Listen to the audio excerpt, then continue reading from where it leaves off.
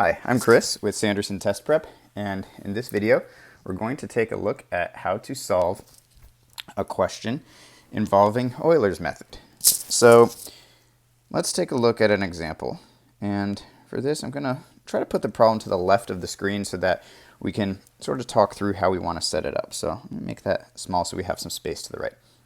So this sample question says, consider the differential equation dy dx equals 3x minus 2y.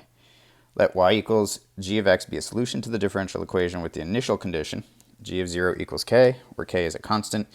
Euler's method starting at x equals 0 with a step size of 1 gives the approximation g of 2 is approximately 4.5. Find the value of k.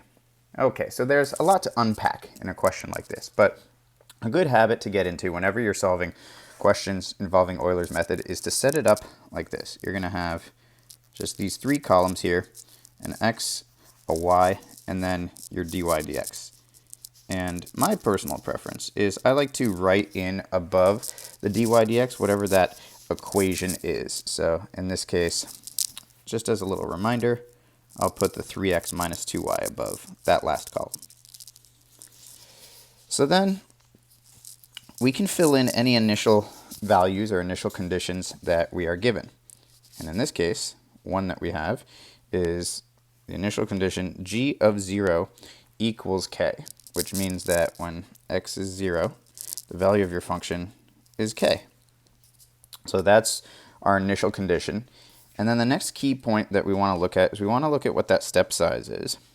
And that tells you basically the spacing between each of your x values. So that's how far apart those x's will be. This is a step size of 1, which is going to make things kind of easy for this example. And I'll show you in a future example how that step size can be incorporated if you have a step size that's not 1. But for this one, step size of 1 is a good starting point for this. So now that's the initial setup. And we also know that g of 2 is approximately 4.5. So here, this value is going to come in handy because we're going to end up using that to solve for k. But first we have to get there.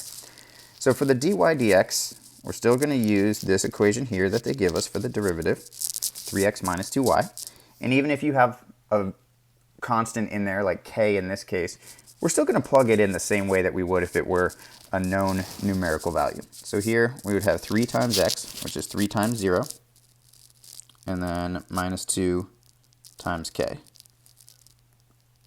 And the 0 cancels, so it'll just be negative 2k. So the purpose of using Euler's method for these approximations is that you're looking at the dy dx as the slope. And so we're basically saying here that we have a slope of negative 2k. So if we're going to the right one when x goes from 0 to 1, so we're going down 2k, right? That's what that slope would mean, negative 2k. So here, the value that you have here, when you change your y value as you take that step size for x, you're going to have a negative 2k. And so the result, when you do k minus 2k, you would have negative k as your corresponding value of your function when x is 1. So that's easy because we have a step size of 1. If you had a different step size here, we don't have to write it out when we're multiplying by 1, but this would be times whatever that step size is. So in this case, it's times 1, which is why we can, as shorthand, just write the minus 2k. And you're going to walk through that process for as many steps as you need to get to an equation where you have a known value that can allow you to solve for constant k. So here, let's walk through it one more time. So when x is 1, the derivative will be 3 times 1, 3 times x, and then minus 2 times y. And y was negative k. So that's going to simplify to 3 plus 2k. And so here, that's going to be our slope on this, 3 plus 2k. And we would add that to the negative k, and we can set that now equal to this 4.5 value. So when you do negative k plus that slope, plus the 3 plus 2k, it's going to be equal to the approximation that they gave us, the 4.5. And then from there, we can combine like terms. So that'll end up giving us k is equal to, oops, let me rewrite that, sorry. erase this piece, and we'll get k is equal to 1.5.